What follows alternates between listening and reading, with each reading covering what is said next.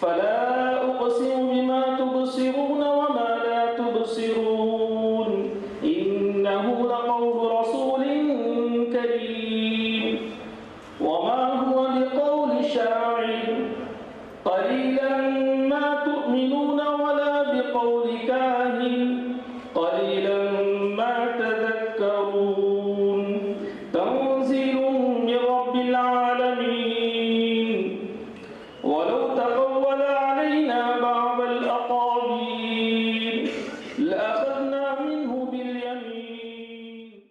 मुझे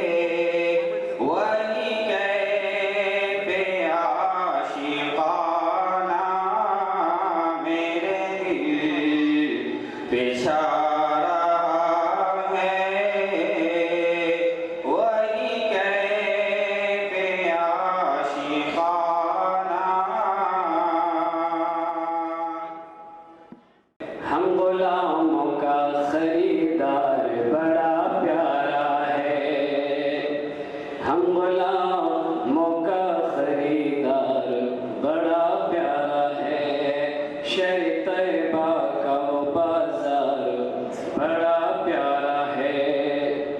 बहुत ही प्यारा शेर।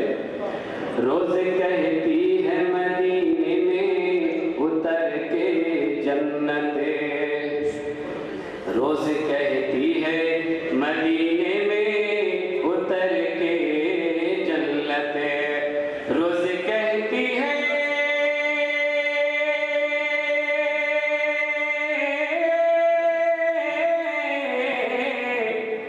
रोज कहती है मदीने में उतर के जन्नत। या नबी आपका, या नबी आपका दरबार बड़ा प्यारा है। नाच से पहले एक शेर। अगरचे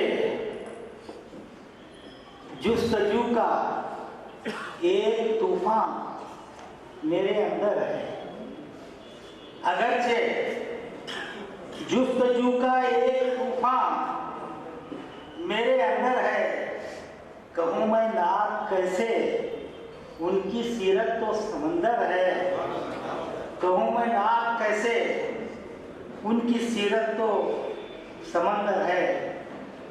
नाम का मतलब समाप्त फरमाइए। एक नज़्म शराफत का, एक दर्स हिदायत का, दुनिया में जरूरी था ऐलान सदाकत का, दुनिया में जरूरी था ऐलान सदाकत का। जैसे कि आज आपके सामने सीरतुन नबी सल्लल्लाहु अलैहि वसल्लम के प्रोग्राम मुनक़्क़द किए गए और बच्चों में, तलबा और तालिबात में एक मुकाबले रखे गए। सबसे पहले किरात कॉम्पिटिशन जो बेलगाम डिस्ट्रिक्ट के तमाम मदारिस को बुलाया गया। हर उन मदारिस में 3 बच्चों को जो है अव्वल, दुआ और सोम बच्चे यहाँ पर इस मुकाबले में आ गए। तो तीसरा मुकाम पर जो है 2 बच्चे आए हुए हैं। इसी तरीके से नाते पाक का मुकाबला हुआ, उसमें भी 3 बच्चे आ चुके हैं। उसके बाद तकरीरी मुकाबले हुए, उसके बाद तहरीरी मुकाबले हुए, पीयूसी के तकरीरी मुकाबले मुनक़्क़द कर दिए गए। लेकिन हर तलबा तालिबात के लिए जो है अंजुमन इस्लाम जिला बेलगाम की तरफ से नकद 10,000 रुपये, सेकंड प्राइज जो है 7,000 रुपये, थर्ड प्राइज जो है 5,000 रुपये रखा गया था। हर तलबा तालिबात जो अल्हम्दुलिल्लाह जिन्होंने हिस्सा लिया है वो काबिल मुबारकबाद है, जिन्होंने जीता है ये मुकाबला वो काबिल मुबारकबाद है, जिन्होंने नहीं जीता है इंशाअल्लाह कोशिश करेंगे कि आगे जीतने की कोशिश करेंगे। लेकिन अंजुमन इस्लाम जिला बेलगाम ने उन तलबा और तालिबात के लिए भी जो है हर एक के लिए जो सर्टिफिकेट रखी हुई है। तकरीबन 12-13 महीने कबल मेरे बहुत ही अजीज शागिर्द रशीद जो इस अंजुमन इस्लाम ज़िला बेलगाम के सेक्रेटरी हैं और बेलगाम कॉरपोरेशन के कॉरपोरेटर हैं, मेरी मुराद अलहाज समीउल्लाह मानी वाले साहब से है। उनका फ़ोन आया कि अंजुमन के लिए एक तराना लिखें। मेरी क्या बिसात कि मैं तराना लिख पाता।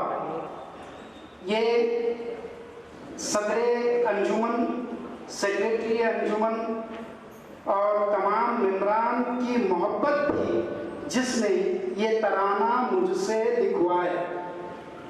वरना मैं बहुत पहले एक शेर मैंने कहा था कि अभी राही मैं कुछ भी नहीं हूँ, अभी मुझ में हज़ारों खामियाँ हैं। बहरकैफ जो एजाज़ मुझे यहाँ बख्शा गया उससे ये पता चलता है कि हम मुसलमानों में आज भी सराहने की काबिलियत बाकी है। कहा जाता है कि अगर कोई बंदा पैर में चुभा हुआ कांटा भी निकालता है तो उसका एहसान मान लेना चाहिए। इस खाकदाने आलम में रब्बे कदीर परवरदिगार आलम ने सारी खूबियों से लैस फरमाकर, सारे कमालात से मुज़य्यन फरमाकर, सारे औसाफ़े हमीदा से मुज़य्यन फरमाकर, मुनस्सब फरमाकर आखिरी पैगंबर को 12 रबीउल अव्वल की तारीख थी, 2 शुबा का दिन था, सुबह शादी का वक्त था, अब्दुल्ला के घर में, आमिना की गोद में अल्लाह के आखिरी पैगंबर जनाब मुहम्मदुर रसूलुल्लाह तशरीफ लाए। उसी को ईद मिलाद कहते हैं। अल्लाह अकबर। हमें मकसद की तरफ नजर उठाना पड़ेगा। अल्लाह रब्बुल इज्जत ने जब वो इस्तिबदाद के खिलाफ पैगंबर को की बेअसर फरमाई थी, यकीनन जुल्मों से अदती के खिलाफ अल्लाह के पैगंबर तशरीफ लाए थे। जहालत और बर्बरियत के खिलाफ अल्लाह के पैगंबर चैलेंज बन कर आए थे। गोया के 1400 साल पहले एक इन्क़िलाब आया था, एक तब्दीली आई थी, एक माहौल को बदलने का क्या एक जरिया बना था अल्लाह के नबी अलैहिस्सलाम की ज़ात गिरामी, और वो आने वाले इस तरह आए। अल्लाह अकबर। कहने वालों ने कहा है हुस्न यूसुफ तन ईसा यते बैतादारी अति खुबा हमादारन तो तनहादारी।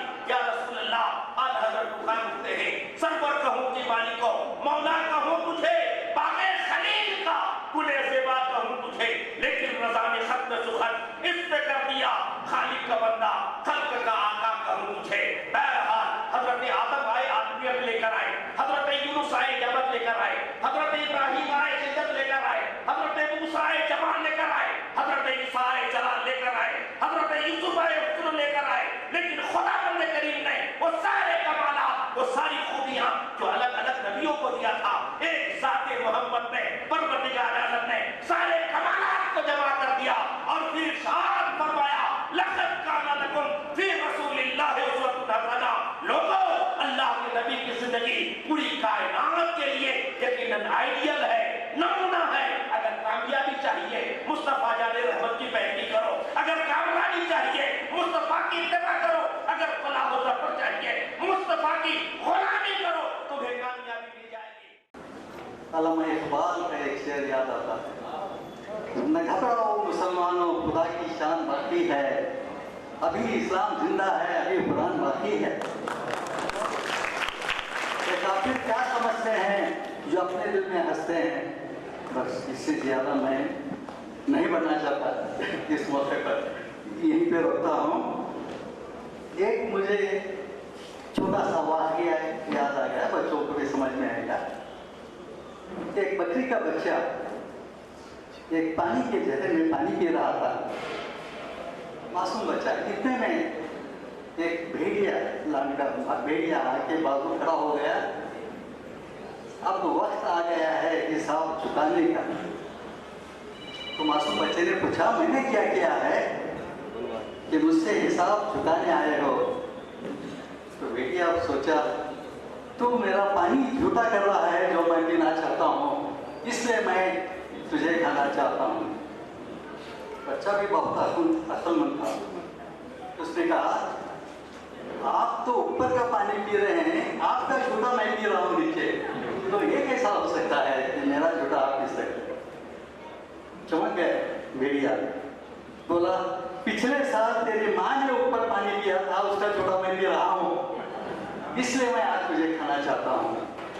आज हालात ऐसे ही हो चुके हैं। 400 या 500 साल पहले कोई बादशाह जंग में कोई ज़्यादती किया होगा, कोई इमारत तोड़ा होगा, कोई गैर कानूनी काम किया होगा। इसके लिए आज 400-500 साल के बाद हमें जिम्मेदार क्यों खड़े करते हो?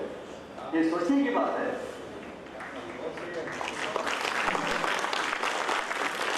सिर्फ एक आमा ना समझ जिसका किरदार नहीं है, वैसा ही शख्स ऐसा सोच सकता है कि 10,000 साल पहले जो आपने किए उसकी आज आपको भुगतना पड़ेगा।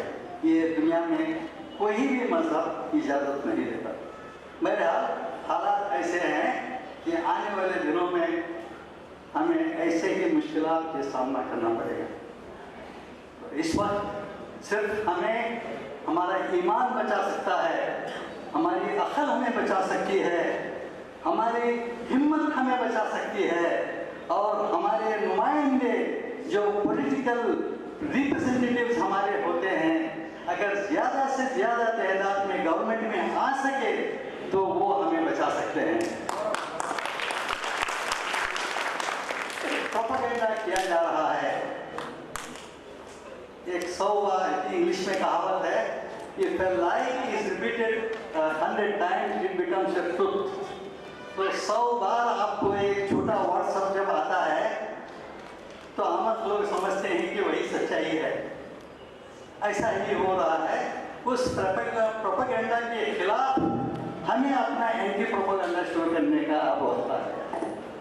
हमें सब मिलके एक होके हमारे नुमाइंदे बेलगाम, गुलबर्गा, हुबली, धारवाड़, बेंगलोर, एक 20 या 25 MLA अगर हमारे गवर्नमेंट में आ सके, चंद 2-3 मिनिस्टर भी हमारे वहाँ हो सके, तो मैं समझता हूँ कि हमारी आवाज़ वहाँ तक ये लोग पहुँचा सकेंगे और हमें आज़ादी की ज़िंदगी सचमुच में जीने का वक्त मिलेगा।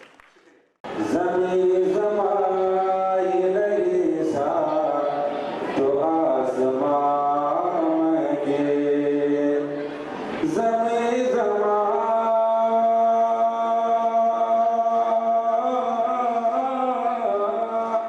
ज़मीं ज़मां ये नहीं सा तो आसमां महके, वो नामका पे गए जब तो नामका महके, वो नामका पे गए जब तो नामका महके। सिर्फ इतना ही कहना चाहता हूँ कि दोहरावत तो हम कर रहे हैं, शहर में रोशनी भी होती है। सिर्फ मैं आपसे नहीं पूछता, मैं अपने आप से पूछता हूँ और चाहता हूँ कि सब अपने आप से पूछे कि क्या हम सीरत पे चल रहे हैं, सीरत के बताए हुए, हमारे जो हुजूर हमें बताए हुए वो रास्ते पे चल रहे हैं क्या? सवाल भी खुद करें, जवाब भी खुद अपने आप को दें। क्या हम खाते से खाता लगा के चल रहे हैं? क्या हम जो भाई भाई अपना पूरी तकलीफ में है कि उसकी मदद के लिए आ रहे हैं। क्या हमारा कोई बच्चा पढ़ना चाहता है उसको पढ़ा रहे हैं? क्या हम हमारे बुजुर्ग की उलमाए किराम की इज्जत कर रहे हैं? ये सब चीजें सिर्फ हम अपने आप से ही पूछ सकते हैं और जवाब अपने अंदर ही रख सकते हैं। और जवाब जब आता है अपने अंदर से तो आगे क्या करना वो भी खुद को ही मालूम। इस वक्त भारत और पूरी आलमी दुनिया के जो हालात हैं वो सबके सामने। मुसलमानों को एक पॉलिसी बनाकर इस वक्त काम करने की ज़रूरत है। मुसलमान कैसी पॉलिसी बनाएंगे? अभी कितनी मर्तबा हमने आयत सुनी, लक़द कान लकुम फ़ी रसूलिल्लाहि उस्वतुन हसना। तुम्हारे लिए कोई ज़ात नमूना हो सकती है तो वो सरकार दो आलम, फ़ख्र बनी आदम, सय्यद उल्द आदम सल्लल्लाहु अलैहि वसल्लम की ज़ात। मुसलमानों की इस मुल्क में क्या पॉलिसी होना चाहिए, मैं चंद नुकूश की तरफ इशारा करना चाहता हूँ। यहाँ शहर के जिम्मेदार भी हैं, मस्जिदों के जिम्मेदार भी हैं। अगर इस पॉलिसी के मुताबिक हम काम नहीं करेंगे तो शायद किसी मुल्क में हम इज्जत के साथ न जी सकेंगे न अपनी तारीख बना सकेंगे। मैं आपको नुकूश का इशारा दे रहा हूँ। याद करो उस वक्त को जब सरकार दो आलम सल्लल्लाहु अलैहि वसल्लम मक्का से मदीना तशरीफ लाए। आपने एक पॉलिसी पर काम किया। सबसे पहले आपने मस्जिद तामीर की। मस्जिद तामीर करने के बाद उसको 24 घंटे के लिए इस्तेमाल फरमाया। और आज हमारी मस्जिदें सिर्फ चंद घंटों के लिए खुली रहती है, बाद में बंद होती है। अल्लाह के रसूल की पॉलिसी कैसी थी? आप सिर्फ मस्जिद नबवी की तारीख पढ़िए। सबसे पहले पॉलिसी अल्लाह के रसूल सल्लल्लाहु अलैहि वसल्लम की ये थी कि आपने मस्जिद को तालीम और तरबियत की जगह बनाया। वहाँ नमाज भी पढ़ी जाती थी, वहाँ तहज्जुद भी होती थी, वहाँ सुन्नत और नवाफिल का एहतमाम भी होता था, वहाँ एजुकेशन का काम होता था। मुसलमानों की इस ज़माने में अगर कोई पॉलिसी होनी चाहिए, ये अल्लाह के रसूल की ज़िंदगी का ये अमल है। मुसलमान 50 साल के लिए अपनी पॉलिसी में पहली चीज़ एजुकेशन रखे। अल्लाह के रसूल ने मस्जिद नबवी को एक एजुकेशन सेंटर बनाया। आप देखिए दिन भर वहाँ नमाजें पढ़ी जाती थी, आपने उसी जगह एक चबूतरा कायम फरमाया जो रात में दिन भर तालीम हासिल करने वालों की इकामत गारी थी। बेघरों के लिए आराम की जगह भी थी।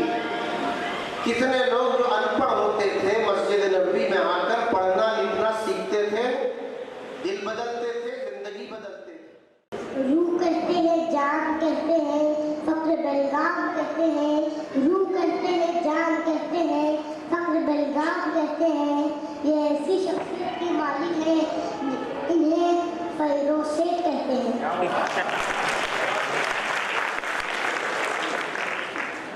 खामोशी जुर्म है इस दौर में कहना सीखो। खामोशी जुर्म है इस दौर में कहना सीखो, वरना मिट जाओगे इस हालात के तूफानों में। अगर है ख्वाब की ख्वाहिश तो जागना सीखो। अगर है ख्वाब की ख्वाहिश तो जागना सीखो। यूं आंख मूंद के सोने से कुछ नहीं होगा। खुदा से। क्या नाम है आपका? रईस अहमद कुंडिया वाले। क्या करते हैं आप? टीचर है इस्लामिया स्कूल में टीचर है। आप टीचर हैं क्या वो टीचर? माशाअल्लाह माशाअल्लाह। आप सब जितने भी हाजिर यहाँ हैं इस बच्चे के लिए दुआएं करें और हमें तो इसने शर्मिंदा कर दिया है। हाँ, इसकी बातों ने हमें शर्मिंदा कर दिया है और आपकी हर बात, हर एक बात जो भी है सबके दिल में गई है। आप बेफिक्र रहिए, आप ऐसे ही लगे रहिए, हम सुधरते जाएंगे आपकी बातें सुन के। अऊज़ु बिल्लाहि मिनश शैतानिर रजीम।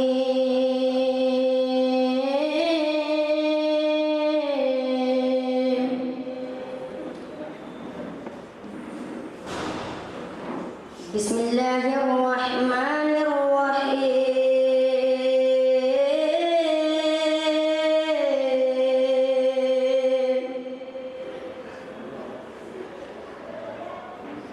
तबारकल्लज़ी बियदिहिल मुल्कु व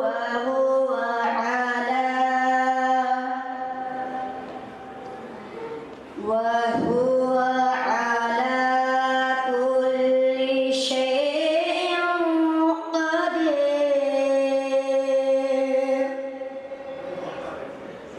आए जहां में जो नबियों के सरवर, गूंजी सदाए अल्लाहु अकबर।